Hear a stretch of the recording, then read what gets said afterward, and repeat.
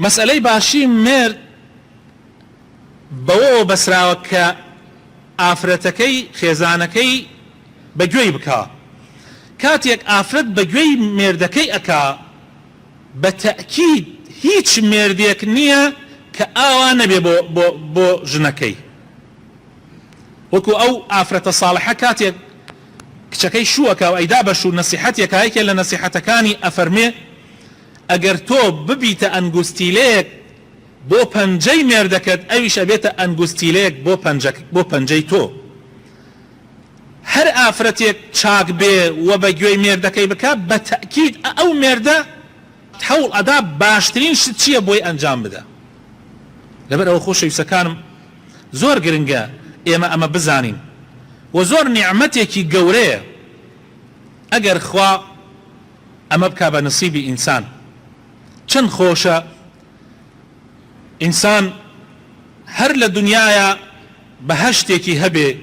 بریتی بێ لە ژنێکی باش و لە ماڵ و مناڵێکی ڕێک و پێ. مفتی پێنجوێنی ئەفەرمێ دەربارەی ژنی باش ئەفەرمێ گەر خودا بیدات بە چاکی دەوڵەتی شاهانە ژن نیعمەتێکە وەک بەهەشت و هاودەمی پیاوانە ژن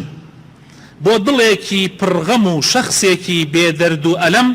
گەوهەرێکی شەوچراغی ژوور و بەرهەیوانە ژن گەر کەم و کوڕیت لە ماڵیشدا هەبێ باکت نەبێ بۆ کەم و کوڕی ترازووی کۆمەڵی خێزانە ژن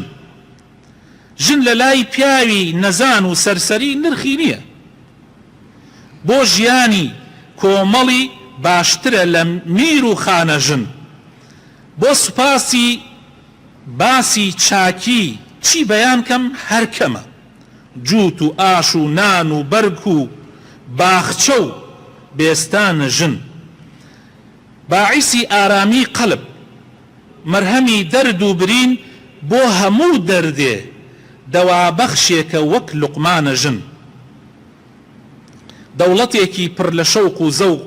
زەوقە دائیم بۆ بەشەر نیعمەتێکی خۆشەویستی و بێسەر و سامانە ژن. ئەمجا فەرمێ لە کۆتاییە زۆرتری عەیشی بەهەشت حۆری عەین کچن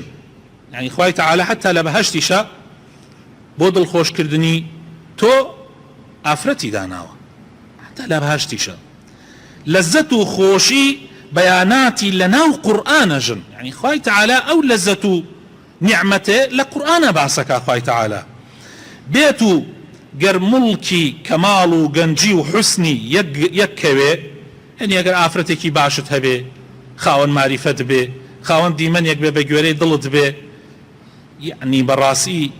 گەر 200 گەنجی لەسەر دانەی دەڵێم هەرزانە ژن